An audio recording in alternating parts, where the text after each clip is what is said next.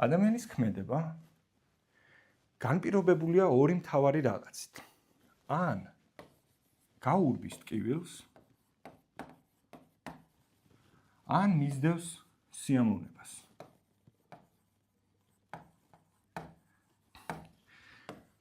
ადამიანების უმეტესობა მთელი დღე და ყოველ დღე არიან შფოთვაში, ტკივილში და ტანჯვაში, იმაზე დარდით, როგორ დაიკმაყოფილონ ელემენტარული საჭიროებები, როგორ ნახონ იშოვონ უკეთესი სამსახური, როგორ გადაიხადონ კრედიტები, როგორ გადაიხადონ სწავლის ფული, ჯანმრთელობ რაღაცა და მედიცინის სამედიცინო ხარჯები, უამრავი რაღაცა. და მთელი დღე ამ ტკივილს ან ეჭიდავებიან, ან გაურბიან. და როცა სოციალურ ქსელში შემოდის, ამ ტკივილისგან თავის დაღწევის ერთ-ერთი უმარტივესი